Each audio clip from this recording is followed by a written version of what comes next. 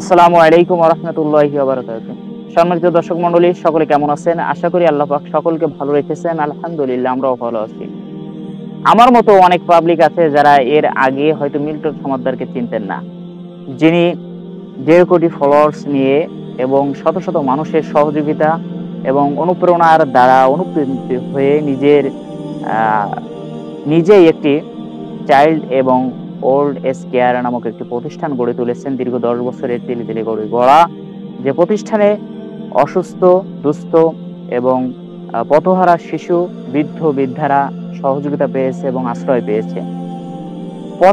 ফুটপথে পড়ে থাকা বিভিন্ন সময়ে অঙ্গহানি, বিভিন্ন জর্জরিত, বিভিন্ন রোগে জর্জরিত মানুষগুলোকে যিনি একটি আশ্রয় স্থান দিয়েছেন, সেবার মাধ্যমে তাদেরকে পরিচর্যা করেছেন, সেই মানুষটাকে নিয়ে বর্তমান সামাজিক মাধ্যমে বিভিন্ন কথা উঠছে যে তিনি এই দুস্থ মানুষগুলোকে এনে তাদের অসহায়ত্বের সুযোগকে কাজে লাগিয়ে তাদেরকে আশ্রয় দেওয়ার নাম করে বিভিন্নভাবে তাদের অঙ্গ-প্রত্যঙ্গগুলোকে কেটে বিক্রি করে দিচ্ছে। তিনি যে মসজিদে এই মৃত মানুষগুলোকে যখন তার সেই প্রতিষ্ঠানে বৃদ্ধ-বৃদ্ধা অনেক মানুষ যখন মারা যায়, তখন তিনি যে মসজিদে গোসল করানোর জন্য লাশগুলো পাঠাতেন, সেই মসজিদের ইমাম সাহেব তিনি বলেছেন যে যখন তার কাছে সেখানে মসজিদে লাশ পাঠানো হতো ধোয়ানোর জন্য, তখন সেই লাশের বিভিন্ন অঙ্গ-প্রত্যঙ্গে কাটা থাকতো এবং বিশেষ করে কিডনির সাইডটা কাটা থাকতো। তিনি এই এই কথা উঠে আসছে যে তিনি নাকি কিডনিগুলো কেটে বিক্রি করে দেন বাজারে। যার কারণে তিনার এই ব্যবসাটা তিনি চালিয়ে যাচ্ছেন। তার এই মানবতার সেবার নামে তিনি মানবতার এই সেবার আড়ালে বিভিন্নভাবে মানুষকে প্রতারণা করছেন, ধোঁকা দিচ্ছেন। মানুষের অঙ্গ-প্রত্যঙ্গ অর্গানগুলোকে তিনি কেটে বিক্রি করে দিচ্ছেন।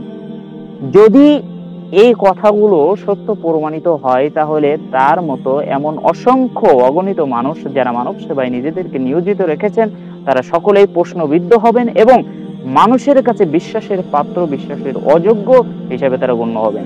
আর যদি তাদের এই কথাটা বিশ্বাসে পরিণত না হয়, প্রমাণিত না হয়, তাহলে সকলের জন্য বাহবা এবং সকলের জন্য সাধুবাদ এবং মিল্টনকেও সাধুবাদ জানাবে। তবে মিল্টন দীর্ঘ ১০টি বছর ধরে যে কাজগুলো করে আসছেন বা করেছেন, অবশ্যই সাধুবাদ পাওয়ার যোগ্য বা ভালো যোগ্য। তিনি ভালো কাজই করেছেন। তবে তার এই ভালোর পিছনে যদি খারাপ কিছু থেকে থাকে, তাহলে সেটা তার নিজের জন্য, সকলের জন্য সেটা খারাপ এবং মানব সেবার নামে তিনি মানবতার এই আড়ালে যদি মানুষের সেবা দেওয়ার নামে যদি তিনি তাদের অঙ্গ-প্রত্যঙ্গগুলোকে, কিডনিকে কেটে বিক্রি করে দেন, তবে এগুলো নিয়ে তিনি পত্র-পত্রিকায় সাংবাদিকদের সামনে বিভিন্ন কথা বিবৃতি তিনি দিয়েছেন যে আমি যদি এই কাজগুলো করে থাকি, তাহলে আপনারা প্রমাণ দেখান, আপনারা প্রমাণটি করেন, আপনারা তদন্ত করেন, তদন্ত করে আমাকে দোষী করেন, আমার যে শাস্তি দেবেন আমি মাথা পেতে নেব।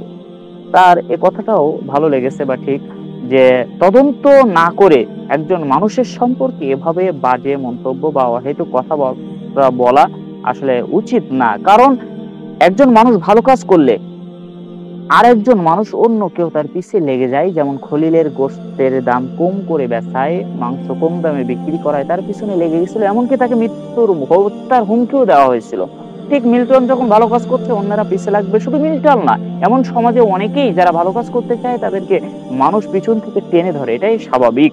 তবে অন্যরা যারা এমন কাজটা করে, তারা কিন্তু পথ থেকে পচে যাওয়া, নষ্ট হয়ে যাওয়া, অসহায়, দারিদ্র্যে ফুটপথ থেকে খাবার কুড়িয়ে খাওয়া ওই মানুষগুলোকে নিয়ে কিন্তু তারা সেবা দিতে পারেনি বা দিচ্ছে না। তারা এই কাজগুলোর সাথে সম্পৃক্ত নয়, তারা এই কাজগুলো করতে চায় না। কিন্তু যারা এই কাজগুলো করতে চায়, তাদেরকে তারা প্রতিবন্ধকতা সৃষ্টি করে।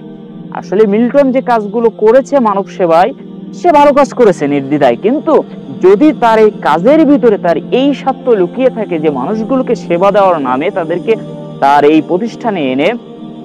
প্রতিষ্ঠানে এনে তাদের এই সেবার আড়ালে তাদের অর্গানগুলোকে, তাদের কিডনিগুলোকে কেটে বিক্রি করে দিয়ে তার একটি ফায়দা সে লুটবে, তাহলে এটা নিতান্তই জঘন্য, নিকৃষ্টতম কাজ এবং এর জন্য তাকে অবশ্যই শাস্তি এবং আইনের আওতায় এনে তাকে শাস্তির ব্যবস্থা অবশ্যই করবে, আশা করি। তবে তার আগে আমাদেরকে প্রশাসনের উচিত যে তার এই বিষয়টা নিয়ে যথাযথ তদন্ত করে তারপরে তার দোষ কি না এটা অবশ্যই বের করা। কারণ একজনের পক্ষে বা বিপক্ষে, তার বিপক্ষে এভাবে তার বিরুদ্ধে বিভিন্নভাবে বিভিন্ন কথাবার্তা বলা বা এগুলো এটা আসলে আদৌ উচিত নয়।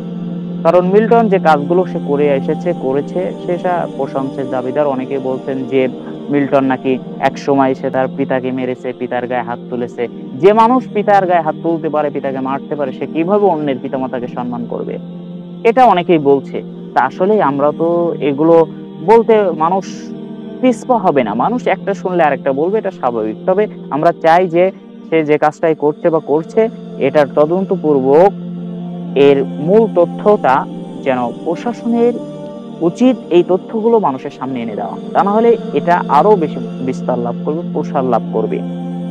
তবে মিল্টন সহ এমন যারা সমাজ সেবায় নিজেদেরকে নিয়োজিত রেখেছেন বা নিয়োজিত করেছেন, নিজেরা করছেন, সকলকে সাধুবাদ জানাই। তবে তার আড়ালে যেন মানব সেবার নামে যেন কোনো মানুষের ক্ষতি বা এমন রহস্যজনক কিছু না ঘটে, এজন্য আমরা সকলের প্রতি উদাত্ত আহ্বান জানাবো এবং যারা মানব সেবা করছেন তাদের প্রত্যেককে স্যালুট জানাই। তারা তাদের কাজ করুক, তবে তাদের এই অন্তরালে, এই আড়ালে যেন এমন মানব সেবার নামে আত্মঘাতী কোনো কাজ, মানবঘাতী কোনো কাজ যেন না ঘটে, সেদিকেও প্রশাসন সহ সকলকে সজাগ সচেতন হতে হবে। আজ এ পর্যন্তই। আল্লাহ পাক সকলকে ভালো রাখুক এ প্রত্যাশায় এ পর্যন্তই বিদায় নিচ্ছি। আল্লাহ হাফেজ।